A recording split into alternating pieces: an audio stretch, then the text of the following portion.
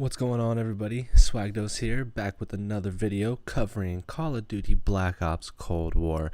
And before we jump into this one, I gotta say I was super excited to get into this game last night. It feels like a Call of Duty game. It feels like a Cold War, a Black Ops game.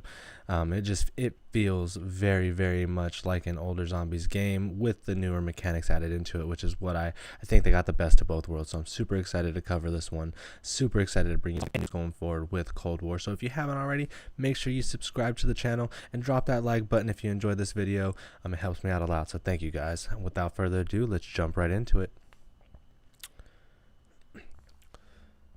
In this video, guys, we're going to cover how to get to the power and how to turn the power on. The first thing you want to do is rack up points. I will say this game has so many doors. They did not hold back on putting doors in your way to get to where you need to. I go about 6 rounds in spawn. The nice thing is you can start with a class, so I did start with an MP5. I didn't have to worry about having an M911 or any kind of pistol doing this, so it does make it a little bit easier. And there's an ammo crate in spawn if you do need to buy ammo. It's only 250 points.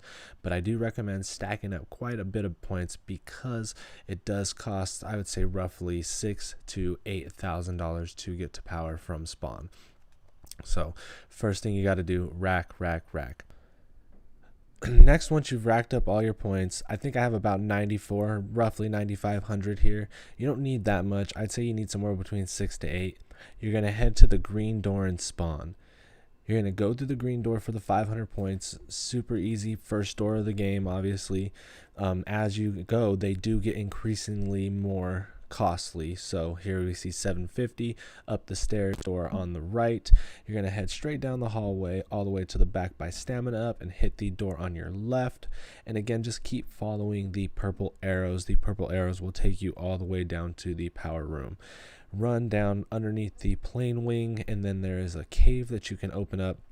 This will take you down into the facility, and this door will open automatically once you get close enough to it. You just have to get down there, and then a sequence will open the door. I like to go to the right. You can pick either way. It doesn't really matter here, but the first door should be 1250. This one's going to be a little more costly. I think it's 1500 there on solo. And then the final door is down the hall, up the stairs to your right as you keep going across the panels, up these stairs, and then into this final bunker area. The power button will be right inside the room on your left. You just walk up to it, hold square or your interact button, and you are done. Now that you have the power on, there's one more thing that you want to do, which is activate and build the Pack-a-Punch machine.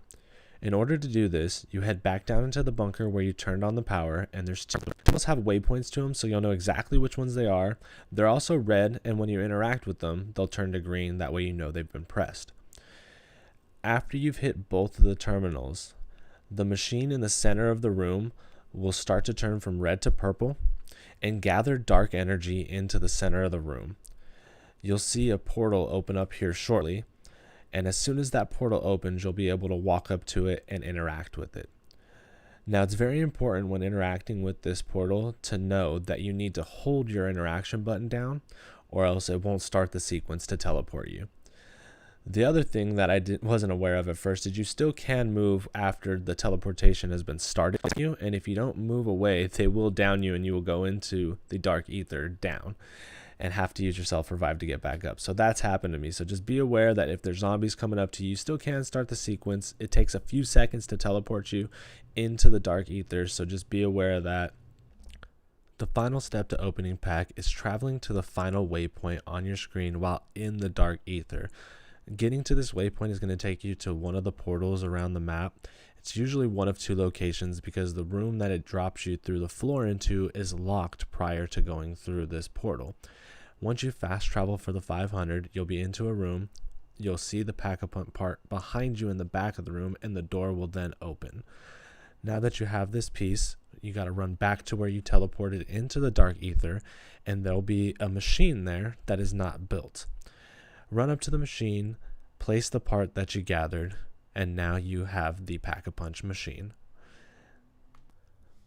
Well, that's it for this video, guys. I hope you guys enjoyed it. If it was very helpful for you, please make sure you smash that like button, as it does help me out, and subscribe for future content, because we are going to be doing more tutorials, more breakdowns. I'm going to go over the Pack-a-Punch machine more in depth, what it can upgrade, how to upgrade, and so on and so forth. So thank you guys for your time. Hopefully you guys enjoyed, and we'll see you in the next one.